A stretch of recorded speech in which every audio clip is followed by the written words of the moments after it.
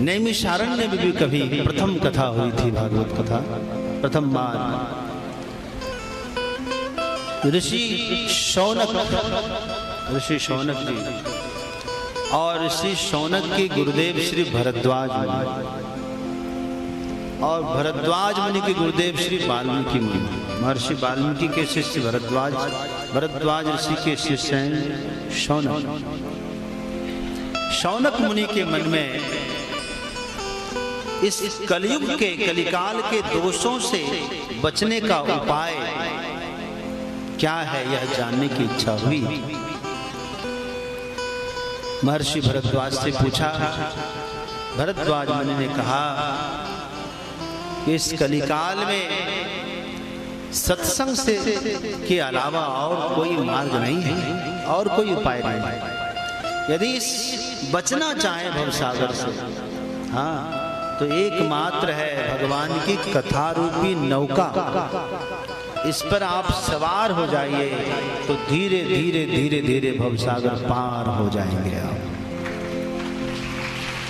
हाँ, इस नौका के कर्णधार कौन होंगे? तो इस नौका के कर्णधार सद्गुरुदेव होते हैं, जो पार करते हैं केवट भवसागर पार जो चाहिए तो केवट भेदी तलाश लीजिए। भेदी मर्म को जानने वाले केवट की आवश्यकता होती है। और भरद्वाज मुनि ने कहा कि आप ब्रह्मा जी को स्मरण करिए। तो ऋषि शौनक मुनि ने ब्रह्मा जी को याद किया।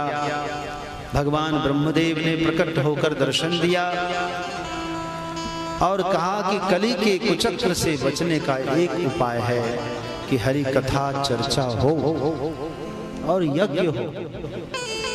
बोले भगवान कोई ऐसा एकांत स्थान बताइए जिस स्थान में बैठकर हम लोग सैकड़ों वर्ष तक इस अनुष्ठान को करें।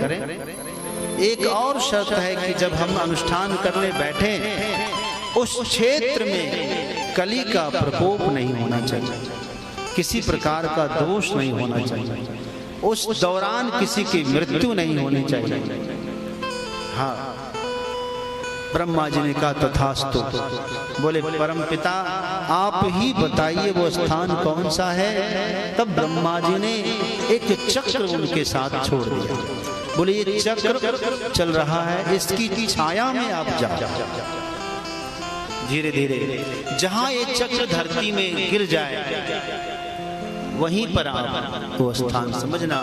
वो चक्र इलाहाबाद प्रयाग से चला और चलते चलते चलते लखनऊ से आगे गोमती नदी के तट पर, जिसको आज नैमिषारण्य कहते हैं, उस धरित्री पर चक्र की नेमी जहां शीर्ण हो गई, धरती में चले गए घूमते घूमते। आज भी वहां से अक्षय जल प्रपात निकला, आज भी वहां का जल घूमता रहता है और स्नान करने वाले घूम घूम कर स्नान करते हैं।